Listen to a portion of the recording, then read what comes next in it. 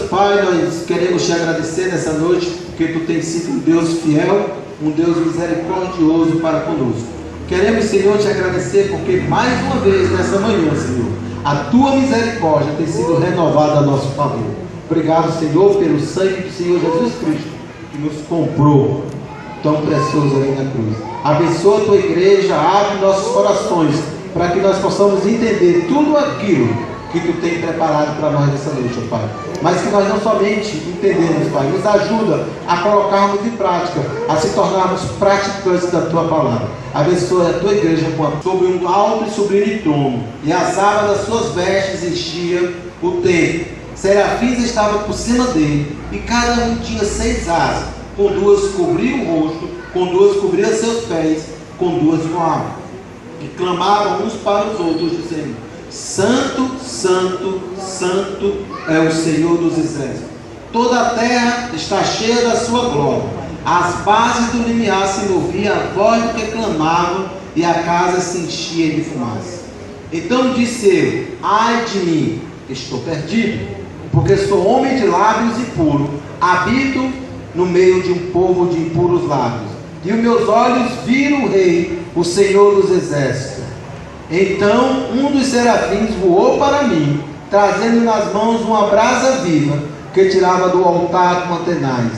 Com a brasa tocou a minha boca e disse: eis que ele tocou os teus lábios, e a tua iniquidade foi tirada, e perdoado teus pecados.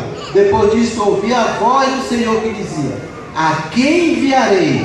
E quem há de ir por nós? Disse eu: eis-me aqui, envia-me a mim. Amém? Eis-me aqui, envia-me a mim. Irmãos, como missionário, a pergunta que eu tenho escutado em toda a minha vida é: Pastor Júlio, missionário Júlio, como é que tu sabe que tu foi chamado? Como foi o teu chamado? E tu foi chamado para servir a Deus. Todos nós somos servos e temos que servir a Deus na obra missionária. E é a frieza espiritual predominava então na vida da maioria das pessoas, como nos dias de hoje. O capítulo 1 do livro de Isaías nos traz uma visão geral das condições, espiritual do povo de Deus. Muitos viviam em pecado, outros rejeitavam uma vida de comunhão, e era indiferente à palavra do Senhor. O caos moral, a frieza espiritual prevalecia ao ponto de Deus rejeitar os cultos e sacrifícios que eram oferecidos no templo. Na Bíblia encontramos muitas ilustrações no Novo Testamento sobre a frieza espiritual na parábola das 10 virgens. Por exemplo, vemos lá aquelas 10 virgens, 5 não estavam preparadas, 5 estavam ali e 5 não estavam. Nós encontramos também na parábola dos 10 talentos, nós encontramos que alguns estavam ali com os talentos que Deus tinha dado, trabalhando, outros estavam enterrando, deixaram de ser abençoados. Nós encontramos Moisés disse: ah, Senhor, eu sou pesado de língua. Moisés, ele perdeu o privilégio de falar por Deus. Quem teve que fazer isso foi o seu irmão, porque Deus disse: olha, Moisés, tu vai lá e vai falar. Ele disse: não, Senhor, não, eu sou pesado de língua e tal. Então muitas vezes nós dizemos: ah, eu tenho vergonha de evangelizar, eu não tenho condições de pregar, eu não tenho condições de fazer aquilo. Quando Deus está lhe chamando, quando você está dizendo que Deus não é Deus, quando você diz que você não pode fazer algo, você está dizendo que o seu Deus não é capaz. E aí você é que vai deixar de ser abençoado. Uma das coisas que eu mais temia quando eu me tornei missionário, a minha esposa, ela, por ser americana, ela trabalhava numa empresa multinacional chamada Yamacon, e ela era gerente. Ela ganhava 15 salário mínimo. Eu trabalhava numa empresa de câmbio e recebia meu salário todo mês, trabalhava com dólar. Então eu tinha dinheiro, minha esposa tinha dinheiro, a gente só não tinha filhos, a gente viajava, a gente ia para os Estados Unidos, a gente tinha o nosso carro, a gente curtia, e passeava, e a gente contribuía muito para missões, Uma coisa que a gente fazia era contribuir para missões, E a gente então contribuía e dizia: Senhor, nos ajuda a ganhar mais para que a gente possa ajudar mais missões. E a gente estava ajudando na igreja, a gente doava, dava o nosso dízimo e dava mais além para a igreja. A igreja precisava, a gente chegava lá e comprava 50 carteiras, comprava prato, comprava tudo que a igreja precisava fora o nosso dízimo. E aí eu disse: olha, Senhor, eu quero contribuir, eu quero segurar a corda, porque eu quero ver a tua obra crescendo. Mas eu tinha medo de deixar, toda aquela minha conta bancária para se entregar para missões, porque eu sabia que as pessoas não iriam segurar a corda, e eu tinha medo. Mas eu sempre me esquecia que quem manda é Deus, e se Ele começa a obra em ti, Ele vai terminar. Aleluia. Se Ele te enviou, é porque Ele vai te sustentar. Mas na minha experiência, eu confiava no homem, eu confiava no meu salário, eu tinha lá aquele dinheiro, e aquele dinheiro eu entregava para missões. Eu me converti com 15 anos, eu nunca deixei de contribuir para a obra missionária, nunca deixei de servir a Deus. Eu sempre quis estar dando o meu melhor para Deus, e eu achava que dar o meu melhor para Deus era dar metade do meu salário para Deus. Mas Deus não queria o meu dinheiro, Deus queria a minha vida e a vida da minha família. Mas eu achava que o meu dinheiro era mais importante, porque eu estava contribuindo com muitos missionários, eu estava ajudando muitos missionários, Mas Deus, Ele não queria. Ele disse: meu servo, eu não preciso, eu sou o dono do ouro e da prata, eu não preciso de nenhum centavo teu. O que tu tem para mim é cascalho, as minhas ruas são de ouro. E eu não entendia isso, irmão, e eu ficava com medo de servir a obra missionária. Mas Deus então, Ele me tira, quebranta a minha vida e me coloca para trabalhar para Ele em missões. E aí eu tive que então pedir nas igrejas para que a gente pudesse então trabalhar. Então olha, no livro de Apocalipse, capítulo 1, Jesus adverte a igreja de Efésios por não amá-lo tanto como antes. Jesus chama aqueles crentes para que se arrependam e voltem a servi-lo como antes, retornando ao primeiro amor. Mas nós não devemos ficar desiludidos não, porque Deus sempre realiza grande avivamento em épocas de crises espirituais. Quando o mundo está cheio de pessoas vazias, é que devemos começar a buscar um avivamento. Quando a terra do nosso coração está seca e sedenta de Deus, devemos buscar um avivamento. Quando há pouco interesse pela palavra de Deus, pela oração e com a vida de consagração, devemos então buscar avivamento. Através do avivamento, a igreja e os crentes passam a ter mais sede de Deus, passam a buscar mais intimidade de Deus, deseja mais o próprio Deus e a sua palavra. Então, querido, foi num cenário desse, de vazio e corrupção espiritual, que Deus então desperta Isaías. Isaías foi o instrumento que Deus queria levantar para confrontar a frieza espiritual do seu povo e anunciar a sua palavra. É interessante destacar que no capítulo 6, o que acontece é o seguinte, olha aí. Então um dos serafins voou para mim, trazendo na mão uma brasa viva, que tirava do altar com uma tenaz. E com a brasa tocou a minha boca e disse: eis que ele tocou teus lábios, a tua iniquidade foi tirada e perdoado teus pecados. Queridos, aquele anjo ele poderia ter tocado em qualquer canto de Isaías. Isaías seria perdoado? Seria. Se ele tivesse tocado na cabeça, Isaías seria perdoado? Seria limpo? Seria. Se ele tivesse tocado na mão de Isaías, seria. É interessante que ele toca onde? Na boca de Isaías, Ali nos deixa claro, que ele queria então que Isaías então falasse. Eu acredito, que ele tocou especialmente na boca de Isaías, para que Isaías então pudesse pregar, pudesse falar, a palavra de Deus, ele pudesse então pregar para aquelas pessoas, Então esse capítulo aqui, capítulo 6, ele relata então a experiência que Isaías tem, Então Isaías do capítulo 6, do versículo 1 até o 4, ele tem então a contemplação do Senhor. Ele contempla o Senhor.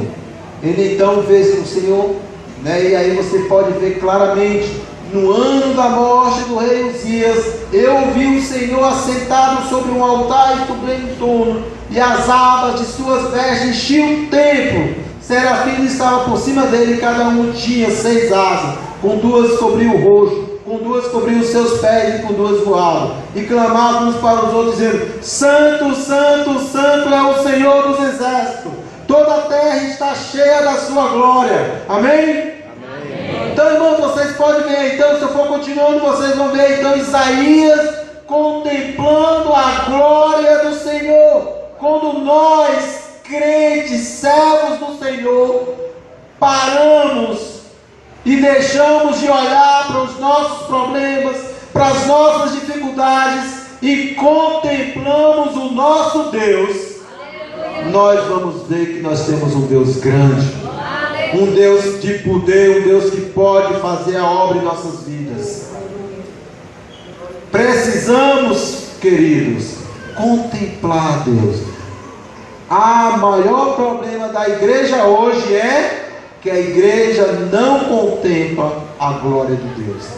A igreja contempla os cantores evangélicos, a igreja contempla os megas pastores, a igreja contempla o louvor, e deixa de contemplar Deus, que é o mais importante. O nosso Deus, sim, esse é que merece toda a honra e toda a glória. Então nós precisamos olhar com os olhos da fé para mirar para o nosso Deus. Então a experiência do despertamento espiritual de Isaías passa por 4 estágios, e esse é o primeiro. É o estágio da contemplação. O próximo estágio, querida, autoexame, versículos 5 ao 7. Vamos ver aí o que ele diz para nós. Então disse eu: ai de mim, estou perdido, porque sou homem de lábios impuros, habito no meio de um povo de impuros lábios, e os meus olhos viram o Rei, o Senhor dos exércitos. Então o serafim voou para mim, trazendo na mão uma brasa viva que tiraram do altar com atenais, e com a brasa tocou a minha boca e disse: eis que ele tocou os teus lábios, e a tua iniquidade foi tirada, e perdoado os teus pecados. Então o segundo estágio do despertamento de Isaías é a introspecção. Ele viu a si mesmo, ele olhou para dentro dele. Então ele faz então o que nós conhecemos de um autoexame. Ele se examina.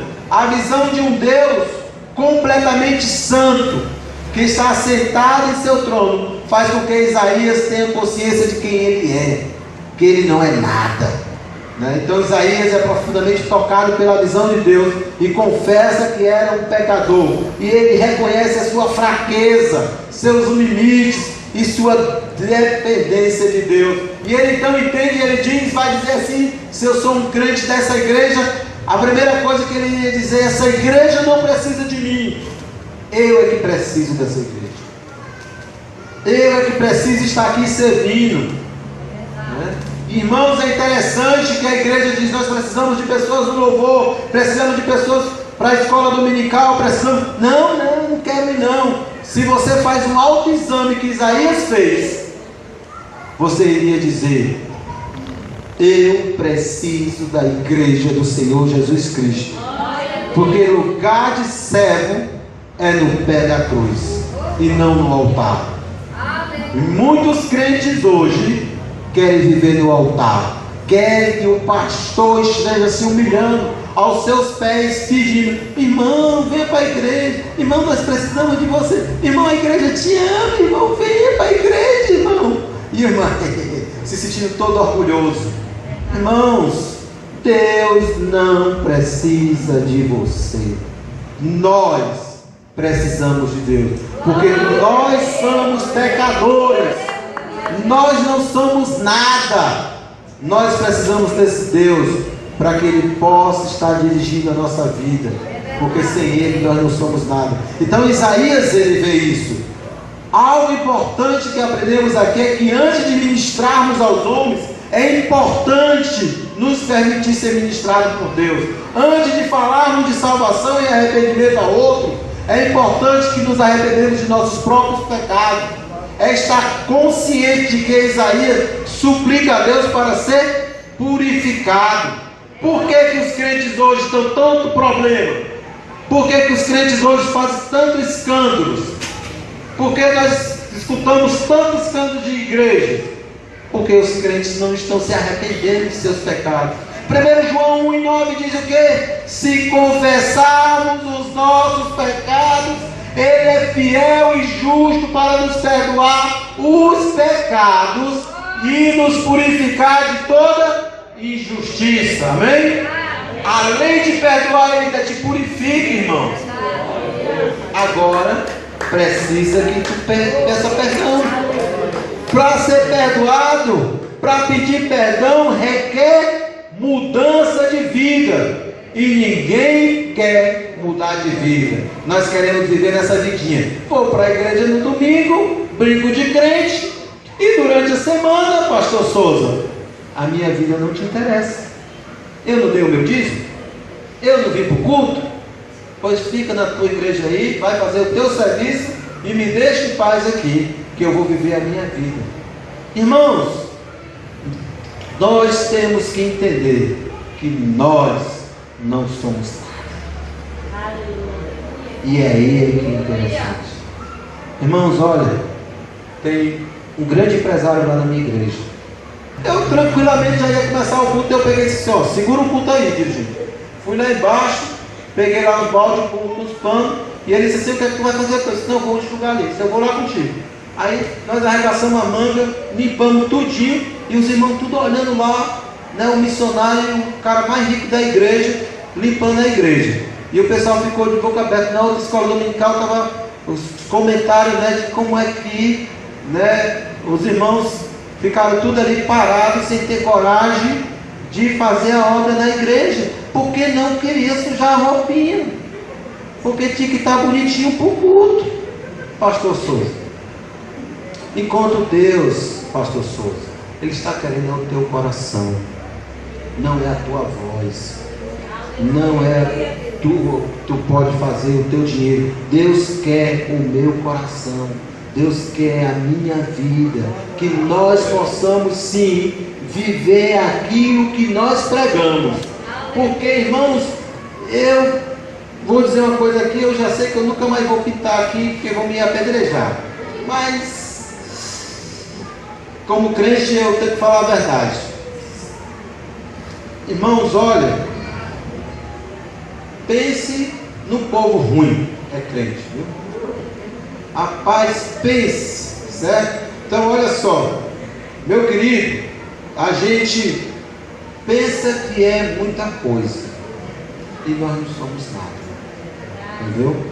Pensamos que somos muita coisa, nós somos orgulhosos por natureza. Estão branco para ser. Em Apocalipse 14:15, João vê na visão um anjo que sai do santuário gritando em grande voz. Este anjo ordena: toma a tua foice e ceifa, pois chegou a hora de ceifar, visto que a seara da terra já amadureceu. A seara já está madura, há muito trabalho, basta vermos as necessidades que existem ao nosso redor. Um certo escritor disse que há crentes que na vida secular são leões que rugem, viu, pastor Paulo? Mas na obra de Deus, pastor Paulo, são gatos velhos, entendeu? Cansados, entendeu? Já viu o gato velho, pastor Paulo? Só fica ali, né? Dorme o dia todinho. Precisa da coragem e força dos leões para realizar a obra de Deus nesse dia. Certamente Ele capacitará nós, se nos dispormos. Amém? Deus está pronto para fazer a sua obra. Deixe de ser um gato velho e se torne um leão feroz para fazer a obra de Deus, que tenha garra, que tenha disposição, né? E aí então nós chegamos na nossa conclusão. Então a disposição de Isaías é grande, né? Isaías se dispõe, e havendo disposição, Deus nos usa para realizar coisas grandiosas. A história missionária, que eu quero relatar aqui, de homens e mulheres que se colocaram à disposição para levar o Evangelho aos mais remotos lugares do planeta. Estudando nas biografias desses heróis, que ao mesmo tempo são humanos, falhos, podemos entender que o segredo de cada um deles é que se dispuseram na mão do Senhor. Olha só o que Isaías diz, versículo 8: depois disso ouvi a voz do Senhor que dizia: quem enviarei? E quem é aí tipo nós? Disse eu: eis-me aqui, envia-me a mim. Amém? Amém? Isaías era o nome de Deus. Eu quero mostrar para vocês, passa a igreja. Pode clicar. Então Isaías diz: eis-me aqui, envia-me a mim. Primeira pessoa que eu quero falar é William Carey, 1761 a 1834. Então, em inglês, esse homem, chamado o pai das missões modernas, foi sapateiro aos 16 aos 28 anos de idade, converteu-se na adolescência e pertencia a um grupo de batistas. Dedicava-se aos estudos na hora de folga e assumiu o primeiro pastorado em 1785. Demonstrava uma fonte de preocupação missionária e um profundo desejo de se envolver diretamente. Numa pregação inóspita, proferiu as palavras: espere grandes coisas de Deus, porém tente grandes coisas para Deus.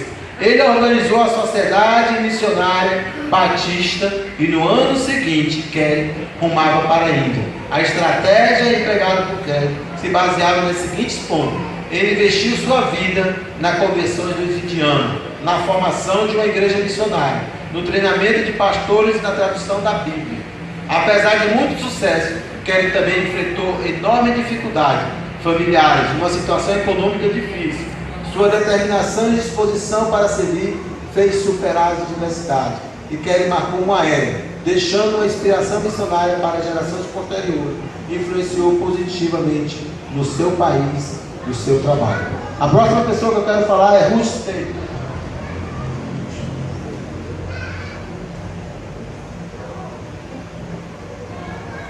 1832 a 1905.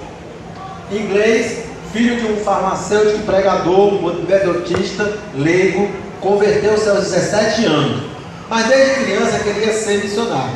Em 1853 viajou para a China, onde mais tarde fundou a missão para o interior da China. Em sua estratégia de trabalho, destaca-se o seu desejo de identificação com o povo chinês. Vestiu-se como chinês, igualando-se a eles o máximo possível, inclusive quanto ao cabelo e as unhas. Recebeu por isto muitas críticas de seus colegas missionários, mas mesmo assim prosseguiu e muitos se converteram.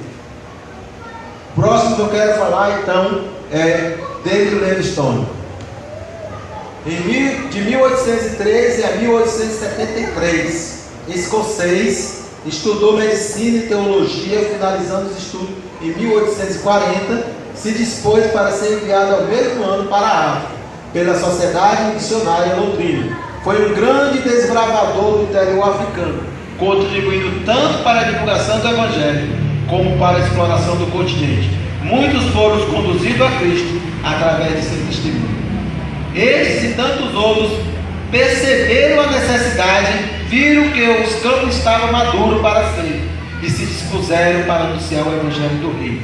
Em Lucas 13:7, Jesus conta a história de um agricultor que cuidava de uma figueira há 3 anos. Ele procurava fruto nessa figueira, mas não os achava. Então ele ordena que ela seja cortada, pois estava ocupado inutilmente espaço na terra. Em Isaías 5, Deus compara o seu povo a uma vinha, né? E ele planta esta vinha em um lugar de muita prosperidade. Ele a cerca, que simboliza a sua proteção. Ele a limpa, o que simboliza a santidade, sendo gerado em nós. Ele edifica uma torre, que simboliza que ele nos protege. Ele constrói um lagar. O lagar é um tanque onde as uvas eram esmagadas, para que o suco fosse então produzido. Esse lagar simboliza que Deus nos trata.